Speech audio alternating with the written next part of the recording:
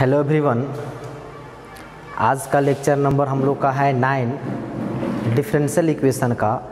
पिछले वीडियो में हम लोगों ने एक्सरसाइज नंबर 23.3 को कंप्लीट कर लिया था। आज हम लोग उसी क्रम में आगे बढ़ेंगे जो बहुत ही बेहद ही इम्पोर्टेंट, जहाँ से हम लोग को जो है 6 मार्क्स का क्वेश्चन जो आता है एक क्वेश्चन, उसके बारे में हम लोग यहाँ जो है यहीं से डिस्कस करेंगे। उसमें हम लोग को पढ़ना है कि solution of a differential equation of first order and first degree. क्या बोलता है? Solution of a differential equation, दिया गया डिफरेंशियल इक्वेशन का हम लोग को क्या करेंगे? सॉल्यूशन करेंगे। और वह जो डिफरेंशियल इक्वेशन होगा वो क्या होगा? उसका ऑर्डर 1 होगा और उसका डिग्री भी 1 होगा। अब ध्यान दीजिए, अब इसमें हम लोग को मेनली जो पढ़ना है वह 3 मेथड्स पढ़ने हैं। हम लोग को 3 मेथड पढ़ना है। पहला जो इसमें हम लोग को देखना है वह जो पहला है वह है variable separable method.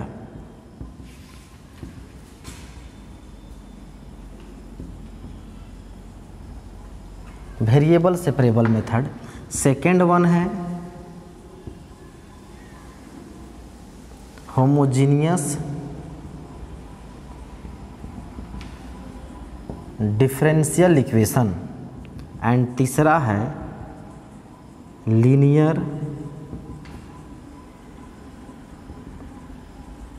Linear differential equation. इसमें हम लोग को 3 टॉपिक पढ़ना है जिसमें 4 एक्सरसाइज हैं। मतलब टोटल इसमें बोले थे डिफरेंशियल इक्वेशन किसी सिन्हा में 7 एक्सरसाइज है, जिसमें हम लोग 3 एक्सरसाइज डिस्कस कर लिए हैं। बचा हुआ 4 एक्सरसाइज हम लोग इसमें डिस्कस करेंगे। उसमें पहला है जो क्या है? Variable separable method. फिर है homogeneous differential equation, linear differential equation. इन्हीं से एक क्वेश्चन हम लोग को आता है 6 मार्क्स का और बेहद इम्पोर्टेंट, बेहद ही आसान। उसमें से भी सबसे इम्पोर्टेंट क्या है भाई? आखिर तीनों में से किससे पूछेगा? तो मैक्सिमम जो 90% जो चांस रहते हैं क्वेश्चन पूछने का, तो इससे होमोजीनियस एंड लीनियर से 90% चांस रहते हैं कि जब भी क्वेश्चन पूछेगा तो होमोजीनियस और लीनियर डिफरेंशियल इक्वेशन से ही पूछेगा। और पिछावर का जो है 2019 का जो है 2020 में जो फाइनल एग्जाम हुआ उसमें क्वेश्चन यदि देखिएगा तो उसमें देखिएगा क्वेश्चन में 2 क्वेश्चन पूछा है। तो पहला क्वेश्चन होमोजीनियस का है, दूसरा जो है लीनियर का है, और दोनों में से कोई एक को ही सॉल्व करना है। अब भाई जब ये दोनों को हम लोग को पढ़ना एग्जाम में आता है, फिर इसको क्यों डिस्कस करेंगे? क्योंकि इसका डिस्कशन इसलिए करेंगे क्योंकि जब हम लोग वेरिएबल सेपरेबल का यूज़ हमको यहाँ पे करना है, होमोजीनियस और लीनियर में करेंगे। मतलब जब तक हम वेरिएबल को सेपरेट नहीं करेंगे, तब तक इसमें ये नहीं सीखेंगे, तब तक इसका इन दोनों का सॉल्यूशन जो है संभव नहीं है। इसलिए हमको ये जो है हम लोग को वेरिएबल सेपरेबल पढ़ना ज़रूरी है। कभी कभार जो है क्वेश्चन वेरिएबल सेपरेबल से भी पूछ देता है। चलिए हम लोग इसको जो है पहले आज हम लोग डिस्कस करेंगे वेरिएबल सेपरेबल मेथड, उसके बाद हम लोग होमोजीनियस डिफरेंशियल इक्वेशन, और उसको जो है देन उसको किसका डिस्कस करेंगे? लीनियर डिफरेंशियल इक्वेशन के बारे में। पहला जो है वो है वेरिएबल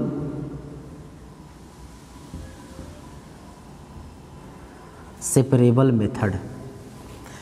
वेरिएबल सेपरेबल मेथड क्या है? यहाँ से नाम से ही पता चल रहा है कि वेरिएबल को सेपरेट करना। वेरिएबल सेपरेबल मेथड मतलब वेरिएबल को क्या करना है? सेपरेट करना है। बोलता है in this method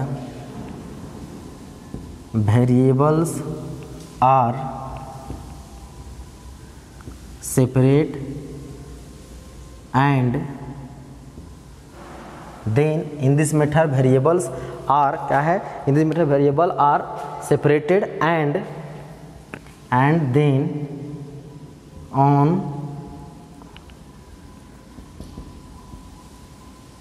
integrating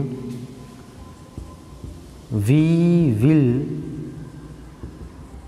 get the solution। क्या करेंगे? क्या बोलता है?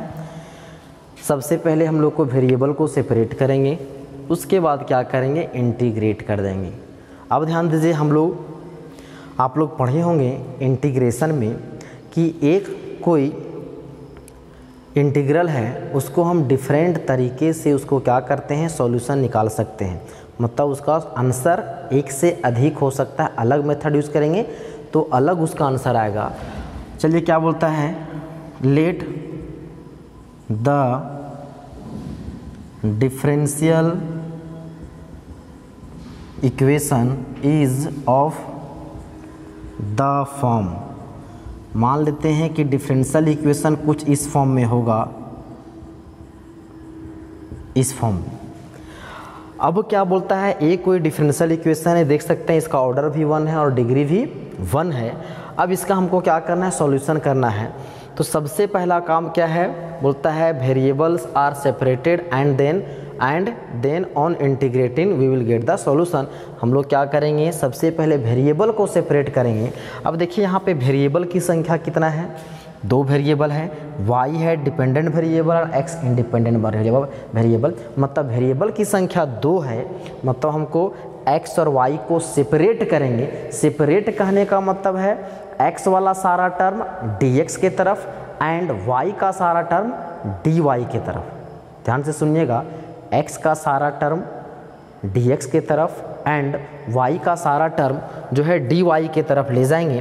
तो देखिए यहाँ पे है, ऊपर में क्या है, हम लोग इंटीग्रेशन में पढ़े हैं। कभी भी इंटीग्रेशन यदि बोला जाएगा 1/dx का, ऐसा नहीं होता है। ये जो dx होता है वह क्या होता है, ऊपर में ही होता है। अब ध्यान दीजिए यहाँ पे है, इधर मेरा ऊपर में क्या है dy, मतलब इधर हमको क्या लाना है, तो y का टर्म लाना है। इसको यदि हम लोग इस तरह कर दें तो हो जाएगा fx into zy into dx। अब ध्यान दीजिए इधर मेरा dy का टर्म है, मतलब dy है, तो y का टर्म किधर लाएंगे, इस साइड। इधर मेरा dx है तो x वाला सारा टर्म इस साइड करेंगे। तो ये मेरा हो जाएगा dy और y का टर्म यहाँ पे है gy divided by gy is equal to fx dx। अब ध्यान से देखिए कि यहाँ पे y का टर्म जो है सेपरेट हो गया है, x का टर्म भी सेपरेट हो गया है। जब सेपरेट हो गया है तो उसके बाद हम लोग को कोई भी ज़्यादा वर्क नहीं करना है, सिंपली उसको इंटीग्रेट कर देना है। तो क्या हो जाएगा, ऑन इंटीग्रेटिंग क्या हो जाएगा, इधर है dy बाय gy, इंटीग्रेशन है fx dx। ये हो गया, इंटीग्रेट कर दिए। अब हम लोग पढ़े हैं कि जब इंटीग्रेट करते हैं तो हमको इंटीग्रेट करने के बाद हम क्या करते हैं, इंटीग्रेटिंग कांस्टेंट भी देते हैं। आप देखिए अब इंटीग्रेशन हम दोनों तरफ कर रहे हैं, आप इंडिपेंडेंट हैं कि इंटीग्रेटिंग कांस्टेंट आप लेफ्ट साइड दीजिए या तो राइट साइड दीजिए। इसमें कोई किसी तरह का कोई बाउंडेशन नहीं है कि आप लेफ्ट साइड दे सकते हैं या तो राइट साइड देख सकते हैं, आप इंडिपेंडेंट हैं। मान लेते हैं C, जहाँ पे C क्या है, integrating constant, where C integrating constant. अब ध्यान दीजिए ये मेरा इंटीग्रेशन हो गया है। कभी कभार होगा इंटीग्रेशन आप सही कीजिएगा, हो सकता है आपका बुक का आंसर मैच ना करे। तो आंसर मैच ना करने का हम कुछ कारण बताते हैं। हो सकता है जब इंटीग्रेट करेंगे, हम लोग पढ़े हैं इंटीग्रेशन में पढ़े होंगे कि अलग अलग फंक्शन का जब हम लोग इंटीग्रेट करेंगे अलग अलग तरीके से करेंगे, उसका आंसर क्या करता है, वैरी करता है। तो उस केस में हो सकता है आंसर क्या हो जाएगा, डिफरेंट हो जाएगा कि बना रहे हैं हम कुछ अलग मेथड से और बुक में का आंसर दिया दूसरा मेथड से। उससे हम लोग को ज़्यादा हड़बड़ाना नहीं है, हम लोग को सिर्फ जो है इंटीग्रेशन हो जाना चाहिए, बस ये ध्यान रखें। अभी बताएंगे हम लोग बहुत सारा क्वेश्चन डिस्कस करेंगे, तो देखेंगे अलग अलग मेथड से कैसे हम लोग सॉल्व करते हैं। तो आप लोग पढ़े भी होंगे, इंटीग्रेशन में पढ़ेंगे बढ़िया से। यदि नहीं यदि ध्यान में होगा तो थोड़ा सा आप इंटीग्रेशन का रिवीजन कर लीजिए, देन आप इसको पढ़िएगा। अब ध्यान दीजिए, अब दूसरा कारण क्या है आंसर वैरी करने का, तो वह है इंटीग्रेटिंग कांस्टेंट। इंटीग्रेटिंग कांस्टेंट क्या बोल सकते हैं, यदि यहाँ पे आंसर जो है हो सकता है यहाँ पे +c हो सकता है यहाँ पे -c दिया हो सकता है आंसर में जो है या इंटीग्रेटिंग कांस्टेंट लेफ्ट साइड दिया हो सकता है कि वहाँ पे c की जगह पर क्या हो log c हो सकता है -log c हो। ये डिपेंड करता है कि इसका हम लोग सॉल्यूशन करेंगे तो देखेंगे कि इंटीग्रेटिंग कांस्टेंट क्या दें, अपने सुविधा अनुसार हम लोग क्या देंगे, इंटीग्रेटिंग कांस्टेंट देंगे। मतलब बस हम लोग को सिंपली क्या करना है, इसमें दिया गया डिफरेंशियल इक्वेशन रहेगा, वेरिएबल को सेपरेट करेंगे, जहाँ वेरिएबल सेपरेट होगा हम उसको इंटीग्रेट करेंगे। सिर्फ जो है इंटीग्रेशन में यदि गलती होगा, इंटीग्रेट यदि गलत तरीके से कीजिएगा तो आपको नंबर नहीं मिलेगा। यदि इंटीग्रेशन का प्रोसेस सही है तो आपको पूरा नंबर मिलेगा। खैर अब हम लोग एक एग्जांपल देखते हैं इससे related. dy by d x is equal to e raise to the power x, लेते हैं e raise to the power y into e का पावर x प्लस 1। ध्यान दीजिएगा, ये मेरा फंक्शन क्या है, डिफरेंशियल इक्वेशन दे रखा है dy by d x is equal to e raise to the power y into e का पावर x प्लस 1। अब यहाँ पे देखिए x वेरिएबल यहाँ पे 2 है, यहाँ दोनों तरफ जो है क्या है, तो वो जो मेरा क्या है, वेरिएबल को पहले क्या करेंगे, सेपरेट करेंगे। देखिए इधर मेरा क्या है, dy का टर्म है, इसको लिख सकते हैं dy is equal to e raise to the power y into e raise to the power x plus 1 into d x. इधर चला गया, इधर मेरा dy है तो y वाला टर्म क्या करेंगे, लेफ्ट साइड ले आएंगे। तो भाई देखिए y का टर्म मेरा क्या है, e raise to the power y है, तो हो जाएगा e raise to the power y। अब हो जाएगा e raise to the power x plus 1 dx। अब इतना हो गया। अब ध्यान दीजिए इसका इंटीग्रेशन क्या होता है, तो फिर इसको और कर सकते हैं, इसको ले सकते हैं ई का power y dy is equal to e का पावर x dx। अब देखिए यहाँ पे मेरा क्या हो चुका है, ये मेरा जो है जो वेरिएबल सेपरेट हो गया है। जब वेरिएबल सेपरेट हो चुका है तो क्या कर देंगे, उसको सिंपली हम उसको इंटीग्रेट कर देंगे।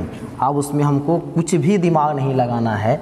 इंटीग्रेट कैसे करेंगे भाई, तो लिखेंगे ऑन इंटीग्रेटिंग, ये हो जाएगा e raise to the power minus y d y is equal to e raise to the power x plus 1 dx। अब ध्यान दीजिए इंटीग्रेट करेंगे, आप लोग पढ़े हुए हैं e का पावर x का इंटीग्रेशन क्या होता है, तो e का पावर x ही होता है। तो जहाँ पे e का पावर माइनस वाई है तो इसका इंटीग्रेशन क्या हो जाएगा, तो e का पावर माइनस वाई होगा। लेकिन यहाँ पर y का कोफिशिएंट क्या है, -1 है, तो -1 से क्या होगा, डिवाइड होगा। अब यहाँ पे क्या हो जाएगा, अलग अलग यदि कीजिएगा तो ये हो जाएगा e raise to the power x dx plus 1 into d x.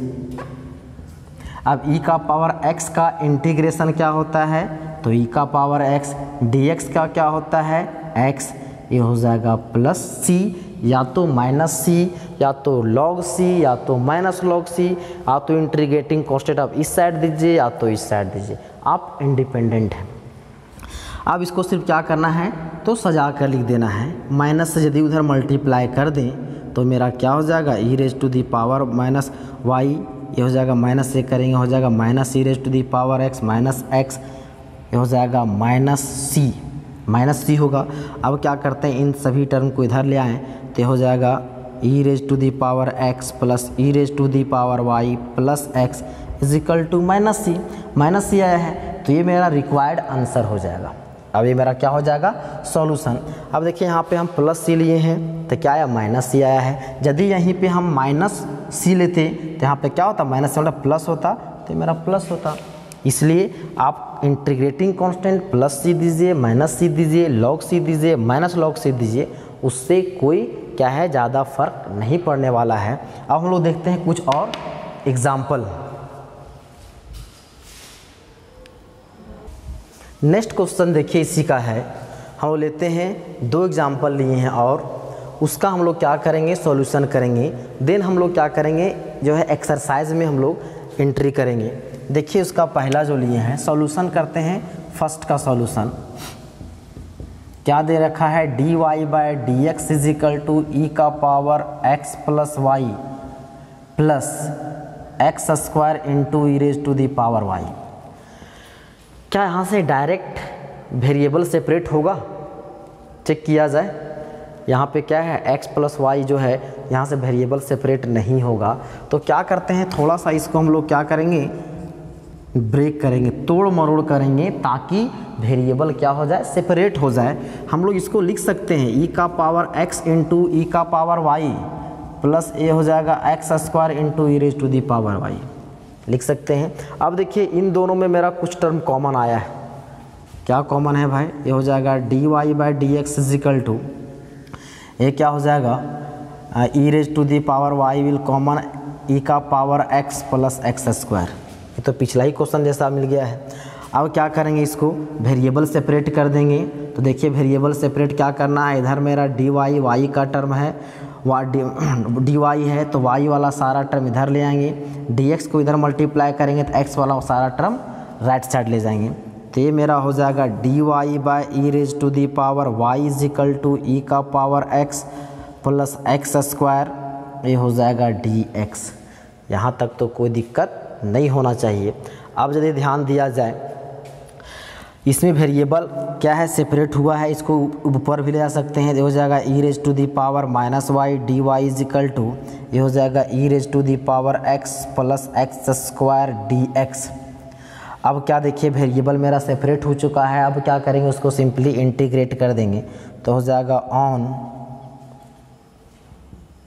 Integrating, तो क्या हो जाएगा e raise to the power minus y d y is equal to, ये हो जाएगा e raise to the power x plus x square d x. अब integrate करते हैं।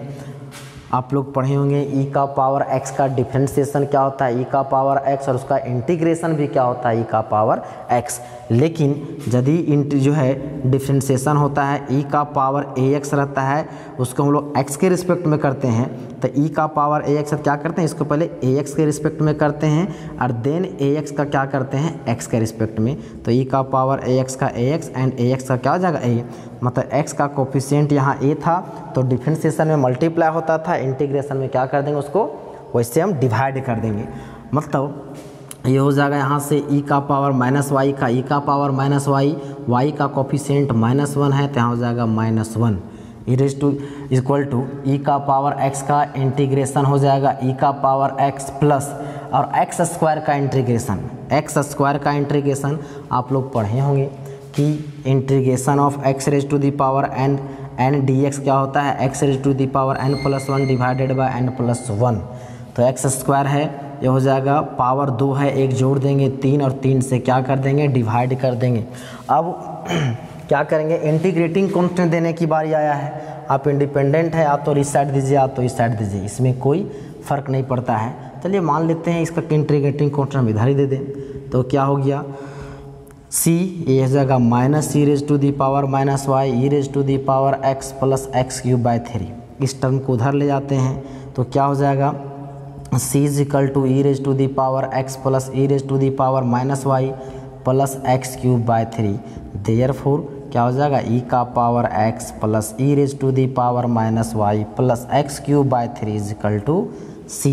जो मेरा क्या हो गया आंसर हो गया, इसको लिख सकते हैं this is the required solution of the given differential equation. आपको समझ में आ गया होगा कि इसका आंसर कैसे निकालेंगे।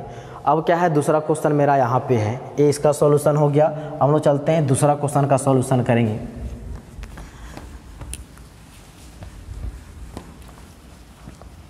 सेकेंड का सॉल्यूशन एक कितना है दे रखा है, log dy by d x is equal to a x plus b y. अब जो है अब देखिए डायरेक्ट क्या यहाँ से वेरिएबल सेपरेट होगा, नहीं होगा, क्योंकि यहाँ डेरिवेटिव का टर्म किसके अंदर है, लॉग के अंदर है। हम लोग ये भी पढ़े हुए थे कि लॉग के अंदर जब डेरिवेटिव होता है और यदि वह डेरिवेटिव को वहाँ से हटाना मतलब उसको इंडिपेंडेंट करना पॉसिबल नहीं होगा, डिग्री क्या होता है उसका अनडिफाइंड। लेकिन क्या इस लॉग वाले टर्म को मतलब डेरिवेटिव को हम इस लॉग से फ्री कर सकते हैं, हाँ कर सकते हैं।